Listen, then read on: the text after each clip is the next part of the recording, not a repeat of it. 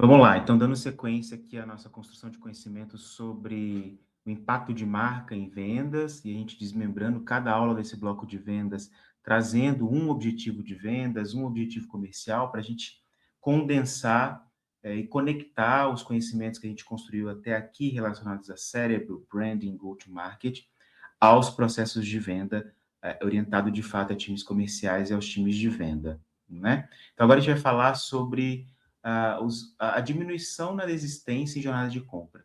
Esse é um dos grandes objetivos dos times de venda, né? A gente consegue trazer o lead, a gente consegue construir uma atenção, construir uma conexão de fato desse potencial consumidor com a minha marca, e ainda numa fase onde esse consumidor está olhando para as opções de mercado, está comparando concorrentes, está tentando compreender de fato como solucionar a sua dor e qual empresa, qual marca tem o maior potencial e o melhor custo-benefício para resolver, desculpa, de fato, o problema, o meu problema, a desistência em jornada de compra, então, é algo comum que invariavelmente vai acontecer pelo fator de compreensão desse consumidor de que a sua marca, a sua empresa, neste momento, talvez não tenha essa capacidade de resolver o seu problema. E aí a gente está falando de um processo de convencimento do teu negócio, que talvez não tenha acontecido da melhor maneira possível, tá? Por um processo de não construção de significação efetiva de marca no imaginário desse consumidor, mas também por questões relacionadas ao seu processo cognitivo, de fato, e de construção de significação para a tomada de decisão se transformar em uma ação de compra. A gente já falou disso lá atrás, e a gente precisa resgatar, de fato, que o processo de desistência em compra está fundamentado em algumas diretrizes de comportamento cerebral, né? Então, vamos entender por que o potencial consumidor, de fato, desiste de um processo de compra. O que é a desistência, né? É deixar de comprar o seu produto em favor de um concorrente, ok? Então, ele escolhe um outro player de mercado que compete comigo para comprar de maneira efetiva. Ou ele deixa de comprar por uma objeção não respondida, seja ela financeira, seja ela relacionada aos atritos de comunicação ao longo da jornada, seja ela por uma percepção de ineficiência nos processos operacionais dessa empresa, na entrega de valor dessa empresa, e se o produto ou serviço, de fato, se ele entende que, de fato, não entregam e não atendem à sua necessidade primeira para os seus processos de compra, ok? Além disso, a gente tem os processos de padrão mental relacionados à sensação antecipada de perda e de punição. Lembra? A gente falou disso na última aula e ao longo de toda a jornada de construção de conhecimento aqui do curso, a gente tem falado sobre isso. E, invariavelmente, nesse momento de construção de comparativos entre possibilidades de empresas que podem atender a minha demanda, a minha necessidade latente, invariavelmente eu vou me questionar por que eu devo escolher a sua marca, né? E o que eu vou perder se eu não comprar a marca concorrente e o que eu poderia comprar de melhor com esse dinheiro? Onde eu poderia investir de fato esse dinheiro? Então, o seu processo de convencimento e de construção de marcas orientado a vendas precisa já partir desse pressuposto, que essas objeções elas são inatas do comportamento de compra do consumidor. Elas estão presentes, a persona compradora vem com esse chip já internalizado e ele vai questionar isso de maneira contundente em algum momento da jornada de compra, tá? E esse momento, fatalmente, é esse momento de comparação, de busca por soluções no mercado que melhor atendam às suas demandas e necessidades, tá? Então é isso, ele vai olhar, ele vai buscar responder a essa primeira pergunta, o que eu vou perder se eu não comprar do concorrente, de várias perspectivas. Pela perspectiva financeira, qual dessas marcas me entregam o melhor custo-benefício? Pela perspectiva de produto, qual dessas marcas entregam o melhor valor de produto ou de serviço? Relacionadas ao atendimento, relacionados muito, muito, muito ao pós-venda, Como será o meu relacionamento com essa empresa depois que eu comprar o produto, depois que eu adquirir o serviço? Eu vou ser bem atendido, não vou ser bem atendido? Aqui existe uma busca de informações, e a gente falou muito disso nas equações, na construção de uma equação de marca, como a opinião de especialistas, como a opinião de influenciadores conta para essa construção, para a construção dessa resposta de uma quebra de objeção inata ao comprador sobre o comparativo com concorrentes.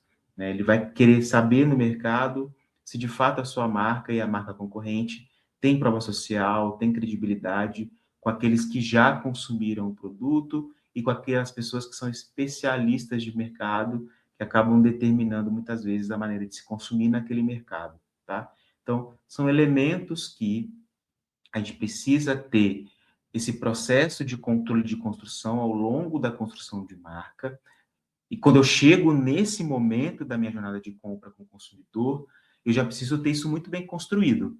Eu já preciso ter as minhas provas sociais construídas, eu já preciso ter o meu valor de entrega no mercado já construído, eu preciso ter o meu relacionamento com especialistas no mercado já construídos, para que quando eu chegue nesse momento de construção inicial de objeções, que fatalmente vai acontecer, eu já respondo ao meu potencial consumidor sem ele precisar me perguntar.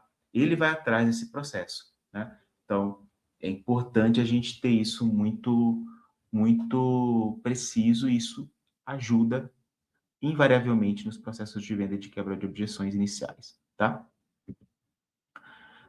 Então, esse chart aqui conta para a gente como, além desses processos de construção de relacionamento com especialistas, de deixar visível as provas sociais, ter certo de que você tem compradores que chancelam, de fato, o uso do produto, os processos de compra.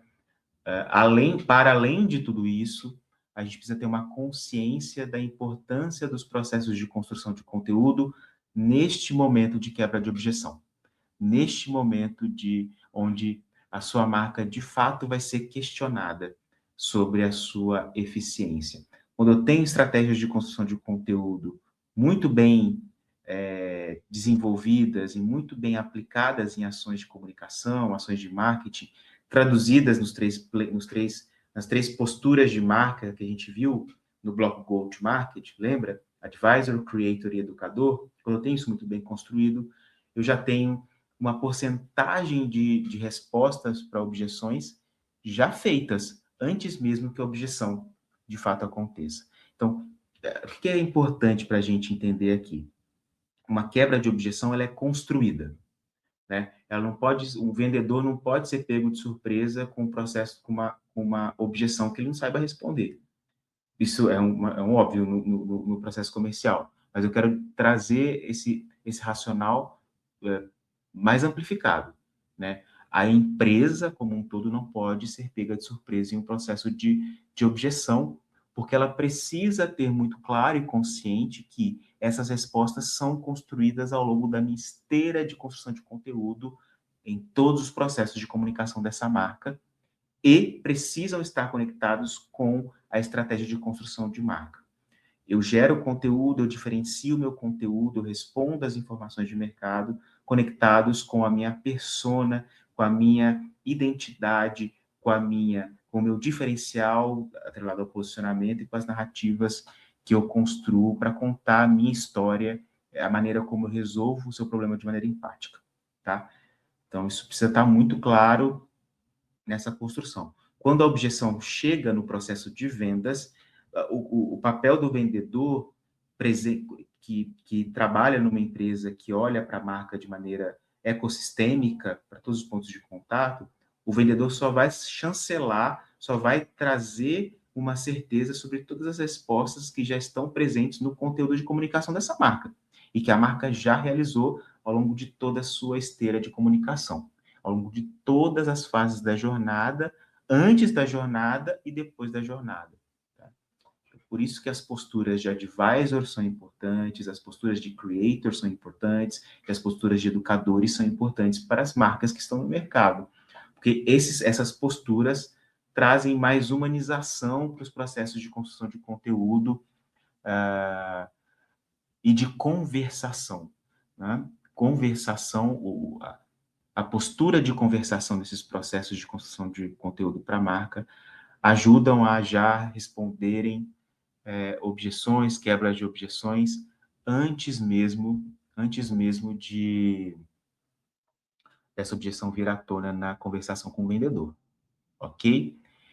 E aí a gente vai falar aqui sobre a quebra de padrão mental, trazer os elementos que, para além da minha postura de marca como produtora de conteúdo, relacionadas a apresentar o produto, a criar um conteúdo que seja relevante para gerar conversação e a educar o mercado, né? Educar o meu consumidor para os meus atributos, para as minhas diretrizes de negócio, nas minhas frentes de comunicação, existem os elementos que nos ajudam na esteira final da transformação de tomada de decisão em ação, e aqui olhando também para a quebra de objeções, que ajudam naquele empurrãozinho, naquela construção de ação efetiva e compra.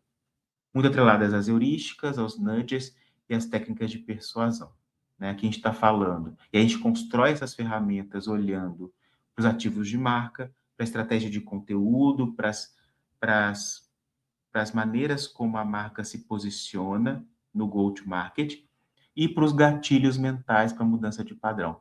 Então, quando a gente está falando de heurísticas e nudges, a gente está falando, invariavelmente, o que a gente chama de gatilhos mentais em marketing digital, mas de processos de persuasão e convencimento ao longo dessa jornada. Então, eu preciso conectar essas estratégias de empurrãozinho para transformar a tomada de decisão em ação de compra a essa construção de quebra de objeções, e essas ferramentas acabam auxiliando muito o vendedor a, de fato, realizar uma quebra de objeção atrelada, de fato, a um gatilho que traga ao consumidor dessa perspectiva mental de objeção para a resposta efetiva com uma solução heurística e de nudge que ajude, de fato, o consumidor a quebrar a objeção, a ter a sua objeção resolvida, e também já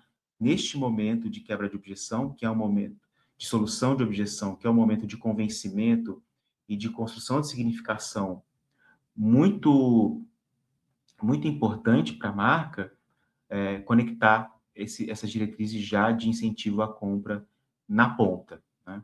E aí aqui reforçar essa ideia que eu acabei de dizer. Quando eu quebro uma objeção, quando eu consigo responder de fato uma objeção, eu consigo construir uma força de significado ainda maior no imaginário do consumidor. Porque quando eu respondo a uma objeção do consumidor, eu digo para esse consumidor: olha a minha eficiência, eu de fato resolvo a sua dor. Você tinha uma dúvida, e eu estou dizendo para você que eu resolvo o seu problema. Então, a sua dúvida, quando eu consigo sanar a sua dúvida em relação à minha entrega de valor, ao benefício que eu levo a você ao consumir a minha marca, eu estou gerando ainda mais confiança, eu estou gerando ainda mais segurança na nossa relação. E olha como eu conecto isso com as necessidades cerebrais que impactam o comportamento e tomadas de decisão desse consumidor, e consigo, ao mesmo tempo, ajudar a construir mais força de significado no imaginário do consumidor. Por isso que é importante a gente olhar para a quebra de objeções de maneira estratégica, não de maneira pontual, no momento que a objeção precisa ser quebrada. A quebra de objeção é uma construção ao longo de todo o tempo de vida dessa marca, que vai desde os processos iniciais de comunicação, da minha postura como educador, passando por toda a esteira, passando por todo o processo de construção de conteúdo, também orientado a já quebrar essas objeções. Então, olhando em ordem prática, né, a minha presença digital, os meus conteúdos em presença digital precisam responder a essas objeções já, para que quando o consumidor, antes de me questionar uma objeção, se ele for buscar por essa quebra de objeção macro, por exemplo, em buscadores como Google, eu já tenho respostas que a minha própria marca já construiu em ambiente digital, já publicou, já deixou claro ali, e eu já consigo sanar essas objeções antes mesmo de que ela surja no momento de compra, no momento que esse consumidor já está na minha esteira de comunicação. E aí eu diminuo essas desistências de jornada ao longo do caminho, que é o que impacta aqui para a gente. Ok?